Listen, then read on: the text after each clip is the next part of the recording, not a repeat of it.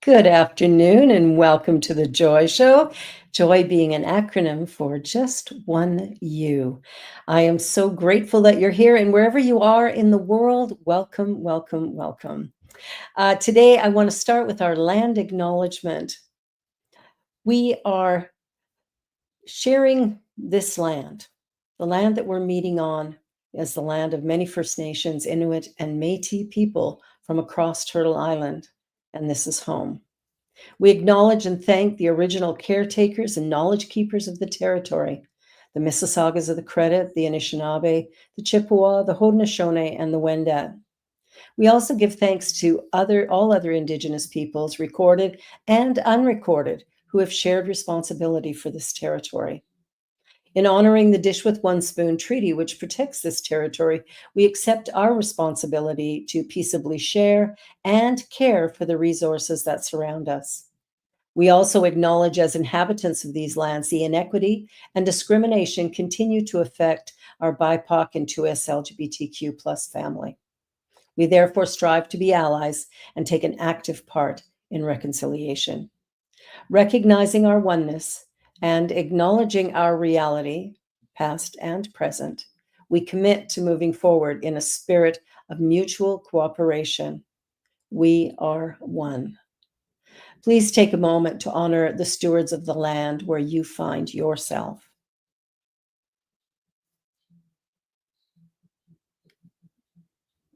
Miigwech, thank you. Well, today, my guest, a phenomenal woman, perfect for today's topic, that's for sure. Cheryl Pauchuk is a dedicated mindfulness grief coach with over 25 years of experience. She has a passion for coaching individuals dealing with grief, loss, and fear. As a Reiki master, Kundalini yoga teacher, and spiritual practitioner, she has extensive knowledge of how grief and loss affect the mind, body, and spirit. She combines these modalities to create processes that promote healing on all levels. Meeting people where they're at, Cheryl works with groups and individuals via her private practice and as a volunteer at her local hospice. She helps those who have experienced loss in various forms, such as death, divorce, dismissal, or other life changes. Her goal is to educate people and businesses on the impact of grief and to help heal hearts. You can find her on Facebook, and Deja will be putting those links into the chat. Currently, Cheryl lives part-time in Mexico, where she introduced death cafes, now a monthly gathering. And she intends to retire in Mexico with her husband, Paul, and to continue to educate and support those suffering from loss and grief. She's also a Course in Miracles student and teacher and continues to master her own mental muscle and live in the realm of love only. So beyond her love of, helping people through grief, she has a passion for food. And I'm going to let her tell you a little bit more about sharecrows.org. Welcome, Cheryl. I am so happy to have you here. This is I'm excited to be here. It's been a long time. We're way past due for a conversation. We truly are. We truly are. Now, what got you working in this grief scenario? What was the impetus for that? Really, it was a gift from COVID, I have to say, and all that we went through. I had to, like everybody else, stop working, stop seeing clients. My practice basically came to a halt, and I was just trying to sit back and say, what am I going to do here? And just reinvent myself and how I do it. And and I kind of took a good look at all my clients and why they were coming, and whether they were coming originally for one reason, but it always seemed to boil down to we were dealing with grief. I'd say 90% of the time. And it just hadn't been really labeled by myself and or my client. So, we we have such a stigma around grief and what that means. So, not only have I shifted my practice perspective, but like you said, from an educational platform, I think it's just so important for us to really talk about the elephant in the room, and that's grief and death. And though, you know, they're two different things because grief isn't always just about death. So, yeah. That's an important thing, to think about. I mean, there was grief around being locked in. There was grief around our children not being able to go to school. There was grief around loss of income. There was grief around having to be vaccinated in order to go back to work. Like, I mean, it's like the list could be a mile long on Yes. all of the things. And I don't think we tend to, other than death, we don't really label these other things that interrupt our life as grief. Yes, exactly. Yeah, we're not taught anything about grief. Our tools are minimal at best. So, yeah, the list is long, and COVID brought about a lot of fear, Yes. and even talking. When I was seeing my clients on Zoom, kind of unpacking that fear. Um, a lot of it was grief, right? They're missing their conversations with at the water cooler, or seeing clients, or going out for parties or receptions with clients and colleagues and whatnot. So just having that time away from the family, people, we value that. And the reverse actually happened when we started to go back to work, right? We got so used to showing up and dressed from here up and starting our day 5 minutes after we rolled out of bed, and now we were back in the car commuting, and then we're back in the office and the boardroom, and we're working different shifts, so we're still not seeing our colleagues. So like you said, the list was so long of, Yeah, really, of really long. And yeah. one of the things that I came across that, I've heard from other people is there were a lot of deaths during COVID, and you couldn't have a proper funeral or celebration of life or whatever. You could only have 10 people in the room, and everybody had to be masked. It was you couldn't hug each other. It was like you were being policed in the funeral homes. And when I would do a funeral, you'd have 10 people in the room and 200 people on on Zoom. And I mean, the bonus was you'd have people from all over the world. So I think keeping Zoom going for memorial services is a really beautiful idea, because the people who can't Absolutely. actually attend physically because they're out of town or out of the country or whatever, everybody can now join. So that part I think is a win. But the fact that one of the funerals I did, the wife was just bereft, and I went up to her, and we just grabbed each other and said, "Well, if they want to arrest us or whatever, go ahead. But I want to hold this woman because she was in deep, deep grief, and her heart was broken." It's like we need to touch each other. There has to Absolutely. be physical contact, and we've missed that. And people are struggling a little bit, really coming back to in person. Yeah.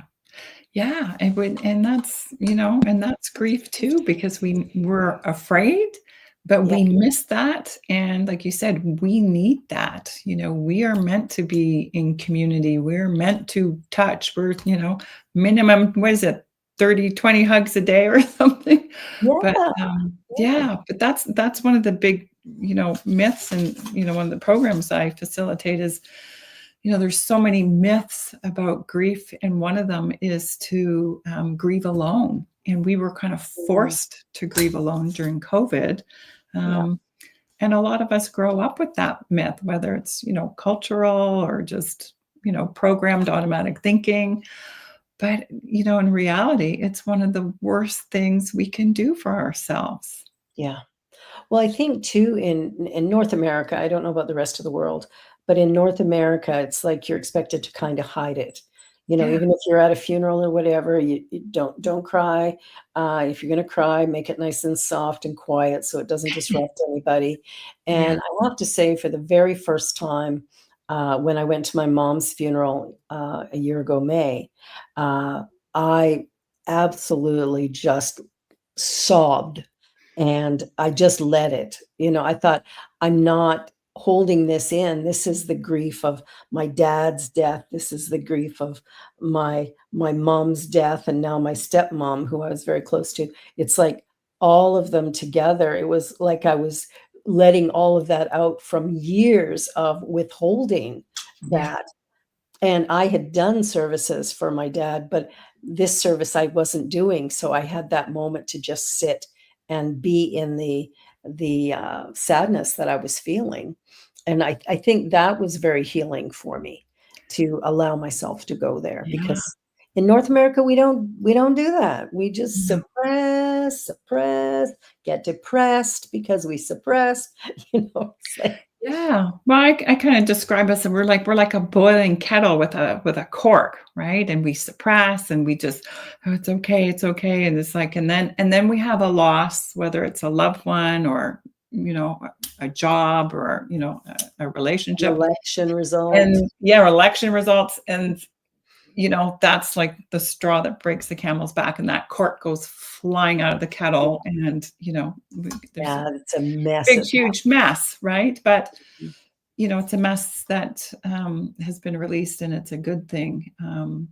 And there's ways to, start recognizing, when we are feeling grief, when we are experiencing loss, and how that's showing up for us. That lets us kind of always keep that kettle more on a simmer, a low, slow simmer, so Yeah, we don't have these explosive emotional releases, which sequentially, as we deal with our emotions, we're releasing that stress from our body, because as we all know, we keep that stuff inside, and we just ultimately something's stops working properly.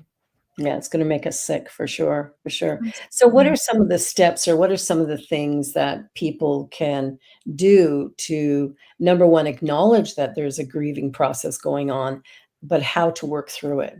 Yeah. Well, one of the first things I always like to start the conversation with is through the grief recovery method, which is one of the Mm, programs that I facilitate. We cover off some of the myths, which I always find really interesting to just kind of share with people, and then have them go and just kind of sit with them and just see where they've come up in their own lives. And one of those is, don't feel bad, you know, yeah, and, of course you're going to feel bad. You just, lost somebody or something that you love. Um, but that's our own uncomfortableness, right? That we don't know what to do with someone who shows up in an emotional mess, right? We're just like, oh, don't feel bad. yeah, Have a cookie, or I'll yeah, mix you a drink, have a glass of wine, right? yeah. Which is, a Band-Aid that's not helpful in any way. So Rather than just sitting with them and being there without, because there aren't any words that are gonna make a there aren't difference. any words. No, No, but you're showing comfortable. up to just to be a heart with ears, which is one of Yeah, our expressions, is yeah, probably the kindest, most gentle, beautiful thing you can do. And just do it. Just show up, right? We're, just like I to said, we're show up. so uncomfortable in our uncomfortableness around grief and death that it's nice just to show up for somebody and do something, right? We always Yeah, say, when you want to get out of your own headspace, just go be in service, right? yeah, yeah, just Yeah. Just sit there. If you see something that needs to be done, then do it, and Yeah. then just sit, Yeah. but don't ask them what they need. They have no idea what they I have no need in that idea. moment. Just make the lasagna and show up, or put it in the freezer, go cut the Yeah, lawn, or just, yeah, grab take a out few the things from the garbage, grocery do the store. dishes. Yeah, Yeah. yeah, and just sit Yeah. beside them and let them cry or rant or whatever's going Yeah. on. It's Yeah.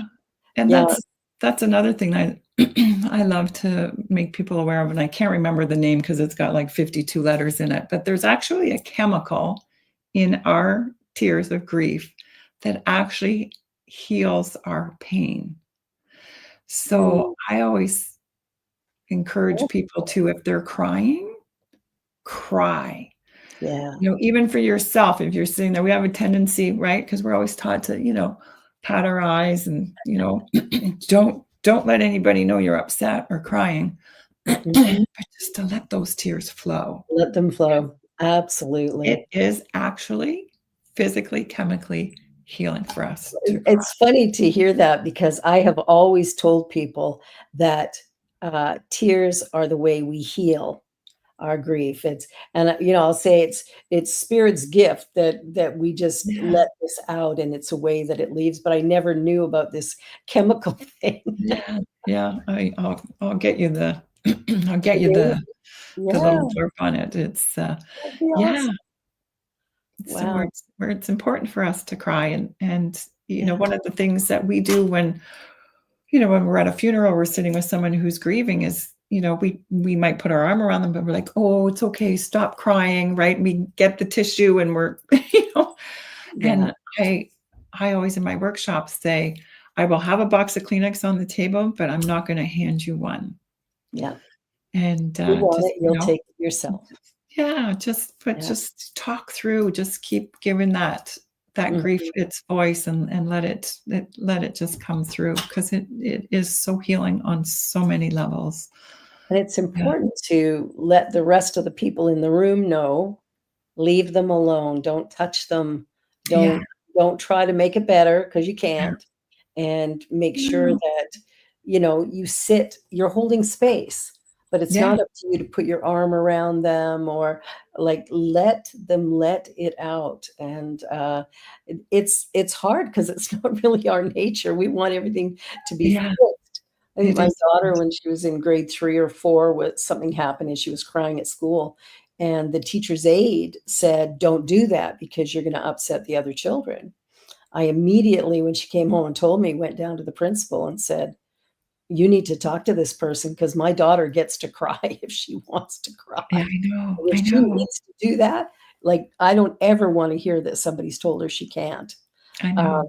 And we're so programmed to not we cry are. and like you were saying earlier to, be strong, for Yeah, ourselves or for others, and it's yeah, like, yeah. you We don't know, wanna make other why do we people have to be uncomfortable. strong when our hearts are broken, you know? Yeah, it doesn't make sense at all. Doesn't No. make sense at all. No, because it's all stuff that comes from our head. That's all, these tools that aren't helpful that we think we have are just they're all logical things, and, They are. logic doesn't help heal a broken heart. So, they're so ingrained in us from, our parents, our elders, our teachers, movies, Yeah. advertising, just and when we stop and, think about what we say and what we do, Mhm. none of it's helpful. Well, it's not. One of the shows I do on here is occasionally Friday nights at, 7 o'clock Eastern is the good news, and some of these good news stories are really like, so I'll catch myself all of a sudden crying going, "Oh, well, here I go again," "Sorry, everybody, but this one really touched my heart," and Yeah, it's like an often thing, and I'm like, "Holy man, I really wish I could keep it together," but the truth is I can't. Some of the stories are just, so heartwarming and so beautiful that they do produce an emotion that shouldn't be hidden or yeah, made to go away. yeah, So yeah. it's like, but I still catch myself going, "Okay, I'm the presenter here, I shouldn't be doing it." And Which then just I makes it even more beautiful, right? That you Mhm. bring that humanness and you are the teacher that's letting everybody who's watching and listening know that it's okay, It is right? okay. We've Yeah, been so programmed that it's not okay. yeah. And, especially for, the men growing up with boys don't cry and, Oh, be no. strong and they feel just like everybody Of else. course they do, So, of course they do. And here they've been trained to just lock it down.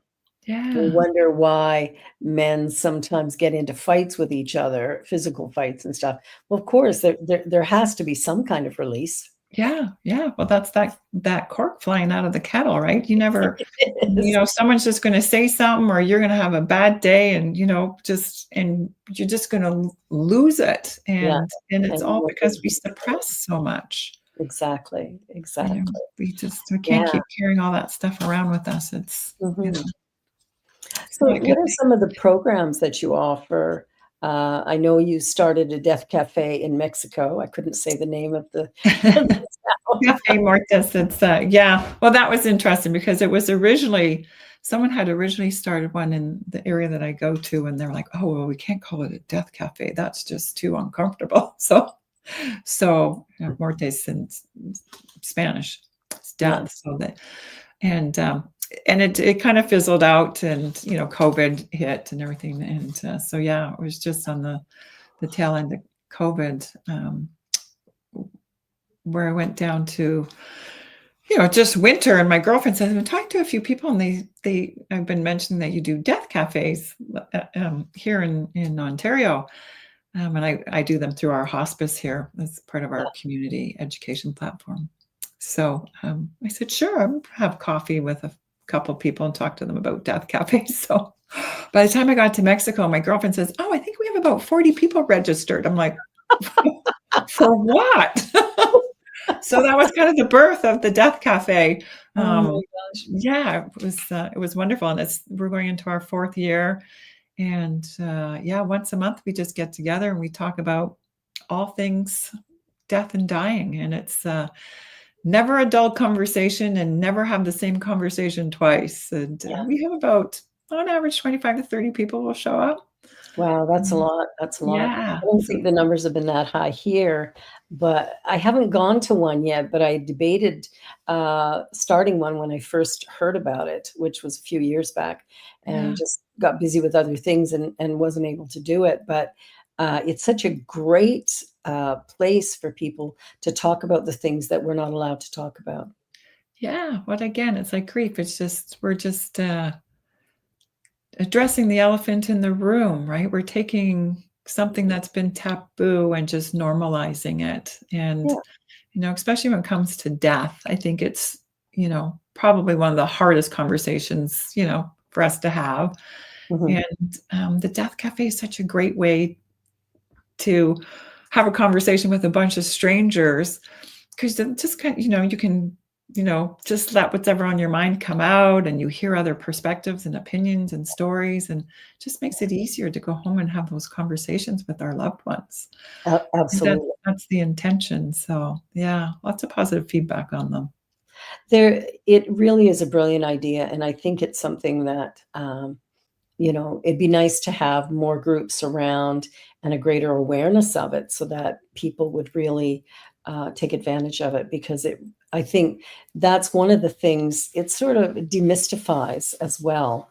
We start to realize we're all Yeah, going there. There are no exemptions, yeah, and how we get there, we have no idea, but we're all going there, and it doesn't matter what our age is or the type of life we live. It's this is the direction we're headed, and yeah. to sit back and fear it, that's really painful and Yeah, not yeah, and it can be healthy way to live. paralyzing, and it's, can stop us from getting our wills done and getting our, power of attorneys and, all that stuff in place, and it's so important for us to get our affairs in order because Yeah, we never know, right?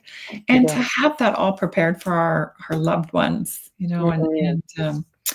I haven't in Ontario, but in Mexico, I, co-facilitate some workshops where I do a guided meditation on taking people journey to their last time on earth just before they die Yeah, and what's going on, is there anything they need to say or do or have or who needs to be there or, you know yeah.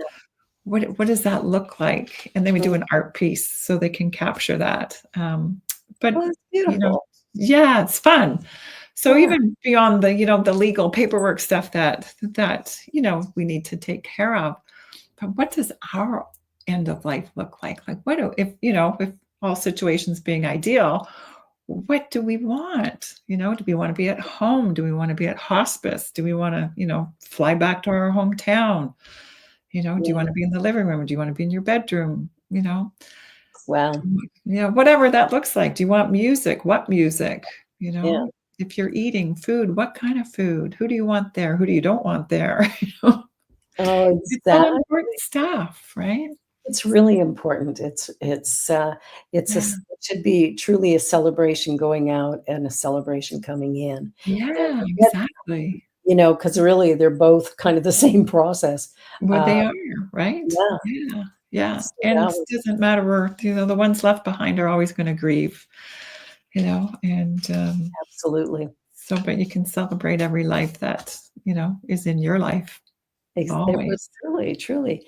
Yeah. 2 years ago, I did a living wake for a woman who had brain cancer and Mm, was choosing MAID as her way, to complete her life process, and it was one of the most beautiful things I have ever experienced, and the feedback from the people in the room was, "You have to do this for everybody." This was so great, but I when I walked in, you could feel the tension in the room because nobody knew what this would look like. yeah, But it was lovely. She went around in her wheelchair and chatted with every person, got to nice. tell them all the things she wanted to tell them. And then when I started to speak, I could just feel this level of anxiety.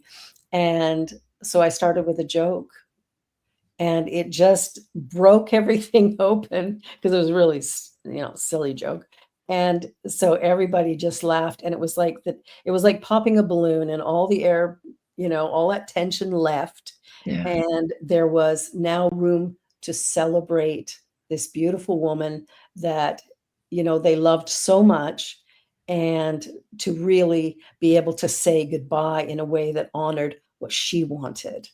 yeah, And that's it beautiful. was it was spectacular, and I had no idea. I'm like, "I don't even know how to write this ceremony," because 'cause I'd never done anything like that before. But it was a wonderful experience, and I think for anyone there, it began the healing process before she even left the earth. She died Absolutely. 8 Oh, weeks yeah, later, I so love that. Yeah, yeah, and it's like with certain diseases and stuff, we know the result.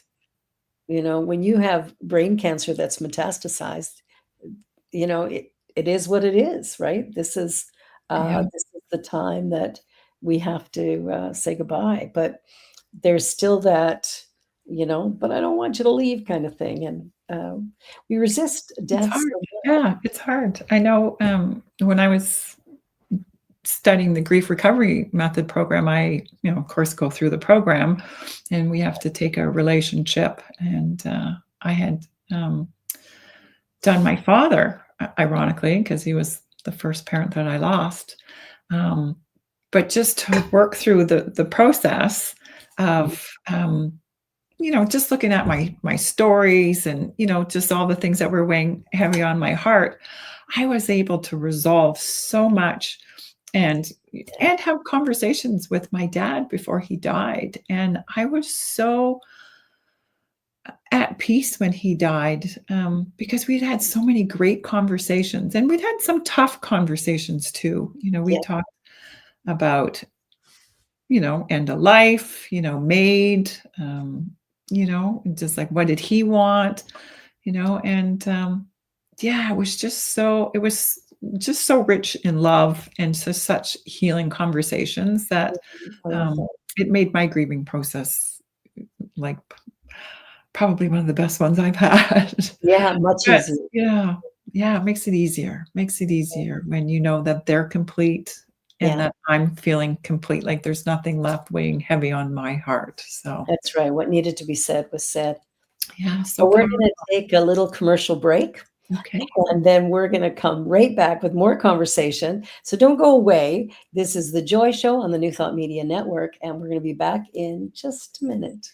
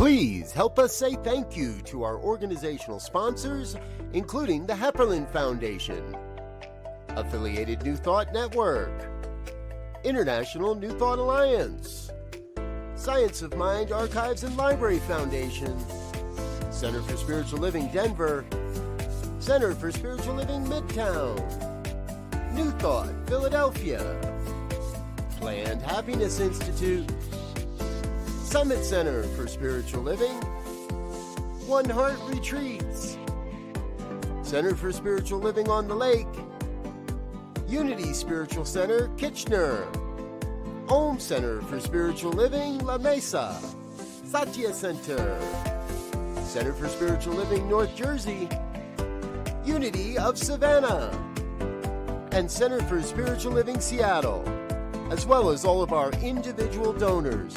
Thank you for making New Thought Media Network a place to be. Please come be you. And remember, like, share, and subscribe. New Thought Media Network, positively inspiring.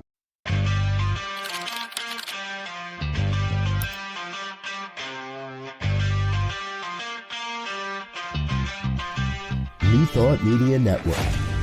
We are a global broadcast network of positive music, media, and entertainment, inspiring humanity's evolution along the journey of enlightenment and creating a world of love, peace, empowerment, and prosperity for all.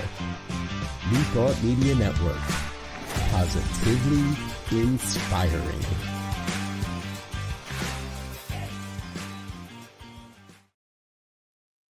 Welcome back to the Joy Show and my guest Cheryl Pauchuk, and we've been talking about grief, but I want to transition a little bit into food and this incredible community drive you've put together that came out of COVID. Let's talk a little bit about food here. What did you do? What did you do?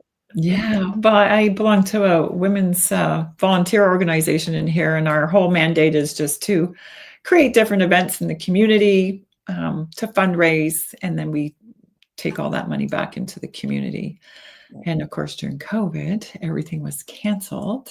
So, so we were just thinking, what can we do? There's got to be some things we can do, and we didn't have a lot of tools or resources or funds.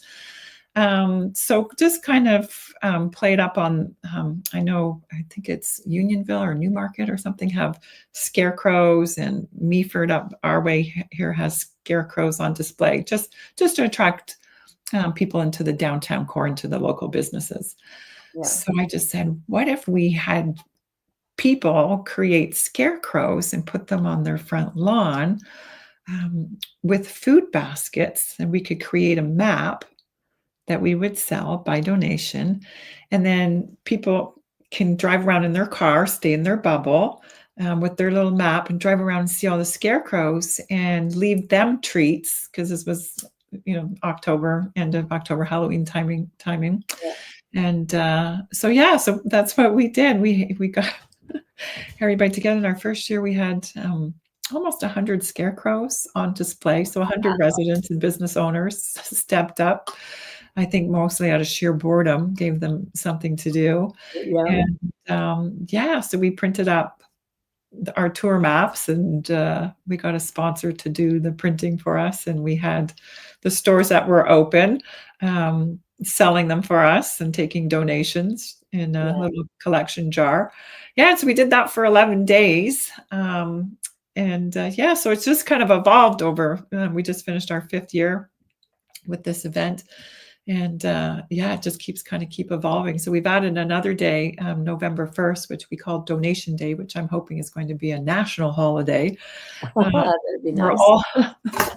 All the food collected from the scarecrows come to a central location. And everybody in the community is welcome to come by with food, cash, check, gift cards, whatever they want. And we sort all the donations and pack it up and share it with our food banks. We have 4 food banks up here where we live. And it's been just such an amazing community building experience. Yeah. And lots of fun. I love that idea, because of course we know during COVID, and since, I mean, the price of food right now is huge. I'm seeing more and more really large gardens in people's yards, where Yes. they can grow their own food. I had a neighbor I was chatting to when I was out for a walk one day, and he said, come look in my backyard," and went in. He was growing corn, potatoes, Wow. bitter melon, like on and on and on. He had all of this food he was growing. And he said next year he was going to add, kale and stuff to his front yard, which had flowers and things. And he did have flowers after, but there's kale growing in there, which gave greenery. And it really gives you pause. And he said, the price of things had gotten so high, and some things were getting hard to get. We know Yes. we'd go to the store and we couldn't get things we wanted. And so here he was growing what he needed for his family. And he filled up a bag for me with potatoes and bitter melon and stuff that I took home. And it was just a lovely, number one, connection with a neighbor, but also to see what could be done with. Generally, we have a big lawn, and half the time we don't even go out and use it, I unless we have know. small children or a pet or something. But Yeah. it was That's a real, wonderful.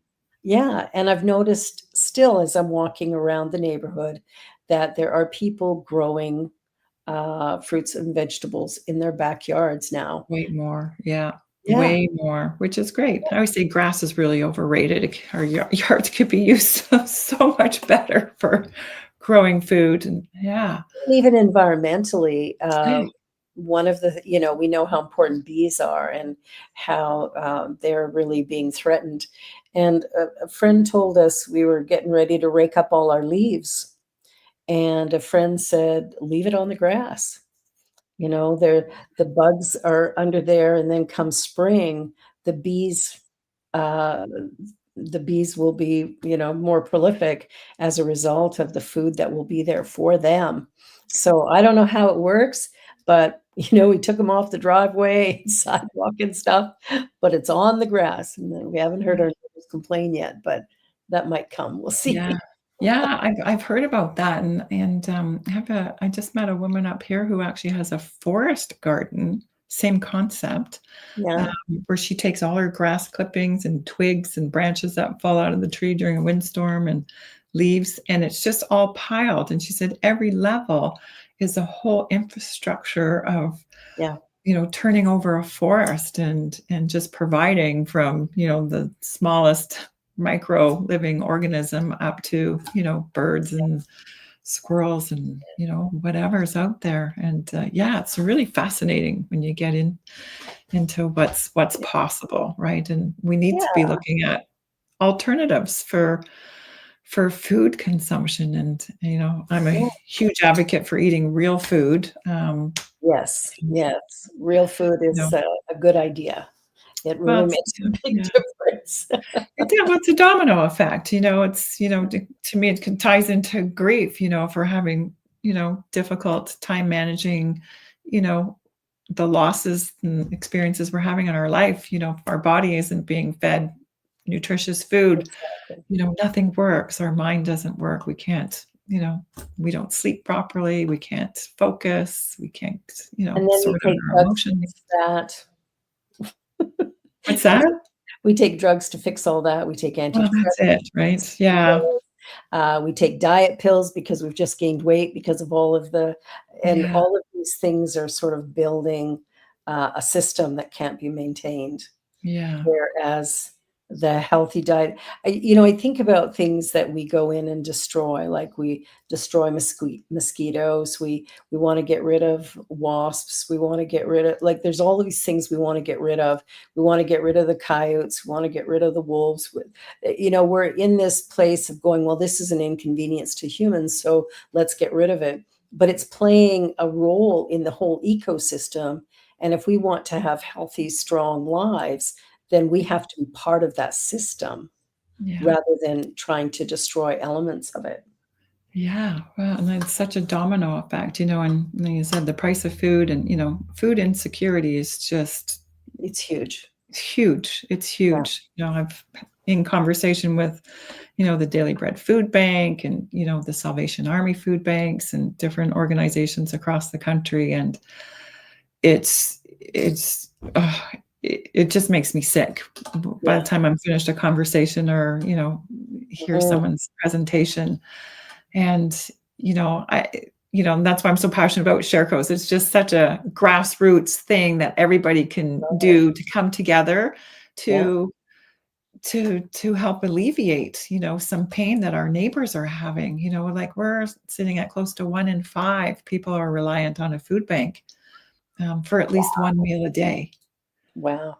And And it's interesting, I serve on the board of directors of the Toronto People with AIDS Foundation, and we have a lot of new immigrants, refugees who've come into the country that we're supporting, and we have a food bank. And one of the challenges we have is providing food that these people actually know what to do with and what to eat. And I think as Canadians, we're willing to, give food to the food bank, but we're giving the wrong food more often than not. They don't want our white potatoes and our, whatever whatever, canned thing that we like. They want something that's familiar to them, rice and beans and lentil, whatever. So I yeah, think there has to be some education as well, depending on the community you live in. There should be a real variety of food possible. We would have people come in to get food, and they would walk through and maybe take one item and go away hungry because they didn't know even what to do with yeah, this Canadian food, and what they needed wasn't there. So there's some yeah. education that could be done that would be helpful as well. We have a few food banks up our way that are actually having cooking classes and inviting people who are using the food banks to come and just say, this is the general stuff that we get in. This is what gets donated. And here's like 2 or 3 different ways to To use use it. this, cook with it, prepare it, freeze it, slice Yeah. it, dice it, whatever, which I think is great. A lot of people don't always show up for this. There might be a language barrier or, Mhm.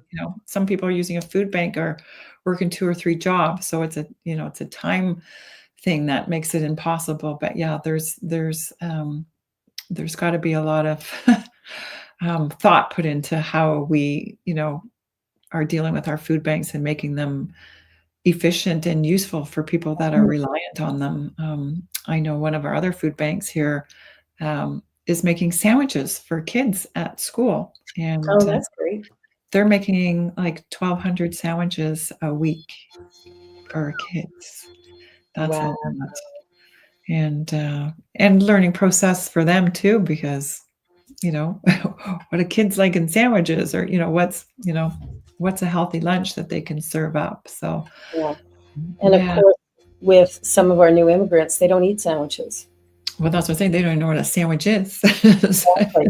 And, I know myself having, traveled a little bit, like when I was in Africa, it's like some of the food I would go to eat it and go, like, the texture or the taste just didn't work for me. And and then I ate other stuff that I'd never ever had. Like I never eat cooked spinach, but they would serve cooked spinach at like every meal. But the Yeah, way they did it was phenomenal. yeah, Like I really, yeah, really loved it. It's like I'd like to know how you did that so I can do it at home.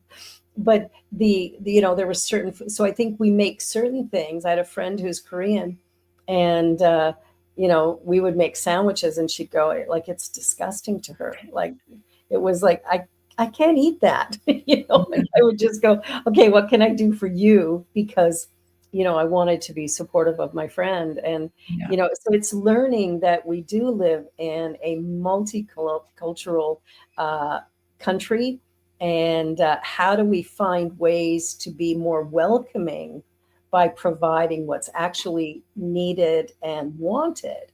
yeah, So, when I look at what I'm going to donate to the food bank at PWA, it's like, I want to make sure there's rice and maybe beans and stuff because there's a lot of people from the Caribbean as well as people from Africa.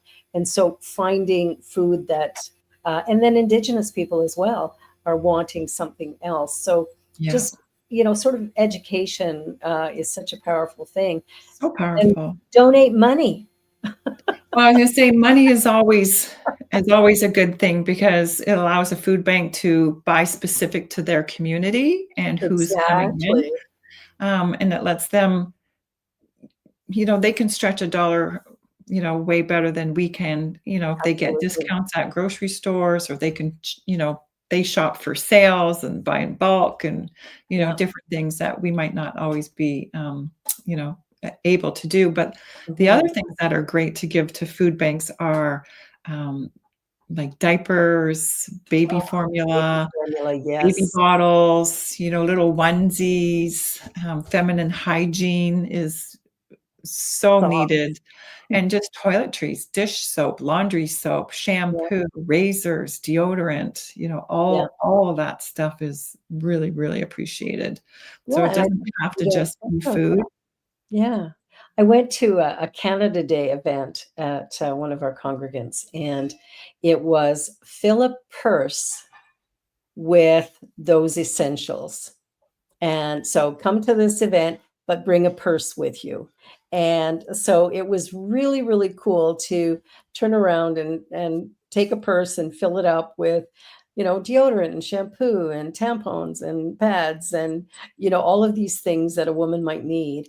And I think they, at this house party, they collected, I don't know, something like 18 purses Wow, that's great. filled with things that were then donate. I can't remember the name of the overall donation that they went to, but it was kind of fun to go and, get a purse and go, "Okay, Yeah, what can I put in here that would be of value?" And, that was a really fun thing, and she does it every year on yeah, Canada that's Day, great. and, yeah, Yeah. just a great way Through our to. food bank, I encourage people with the holidays coming, instead of taking a bottle of wine or a dessert, if you're going to someone's, Christmas party or whatever, tell your guests to bring a stocking full of non-perishable items, and you can take them all to the food bank, Oh, 'cause great idea. yeah. If you're having an open house or going somewhere or having people in, yeah, it's so much more appreciated and, like, we don't need anything, and there's so many people at this time of year that That do. need. So Yeah. it's the time to give, and it's so important. Or coat drives. We've got a restaurant up here that's bring your coats in, and I don't know, forget they're offering a discount, but they're doing a coat drive, and I'm That's working with fabulous. them to find a place to hand off the coats. So Well, that's one of the things too that, we've done a lot of.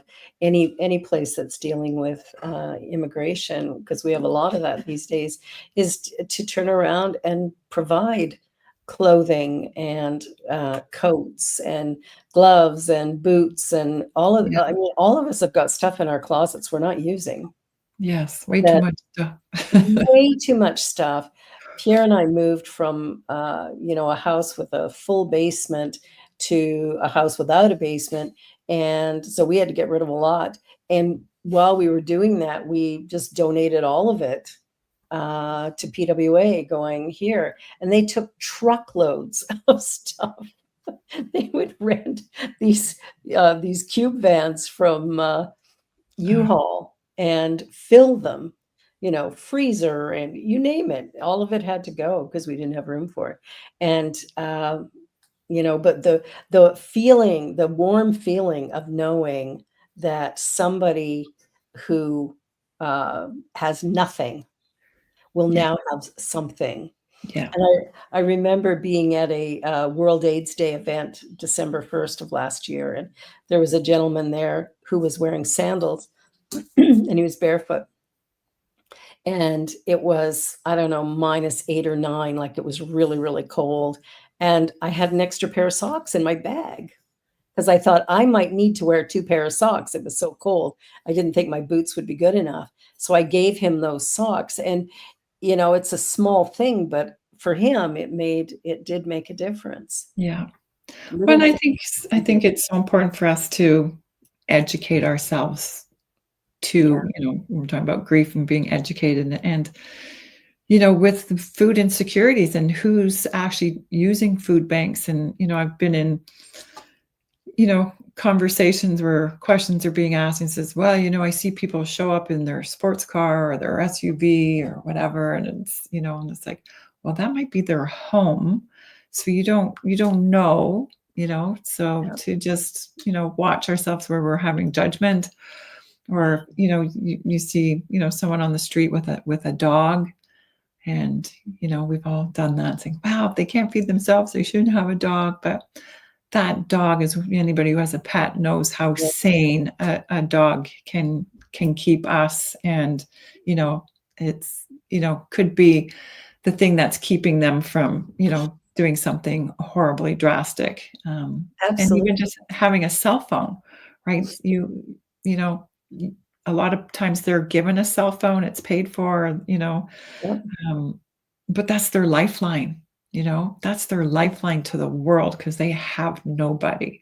Exactly. So, yeah, there's so many people in so many situations that we can't even begin to fathom Yeah.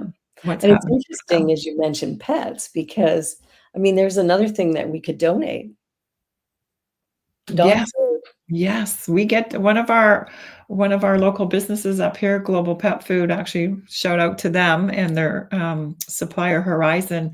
For every bag of Horizon food that's bought during our 11-day Sharecrows food drive, Yeah. they match poundage. Wow, that's So it's awesome. phenomenal, phenomenal. I'm actually just Uh-huh. waiting for our tally to see, but yeah, I think last year they gave us like 600 plus pounds of food, which, Wow. like, pet food, dog and cat food. And the Yeah, thing is, what we've learned through COVID is that, people lost their jobs. It didn't mean they were homeless, but it yeah, didn't mean they could buy food.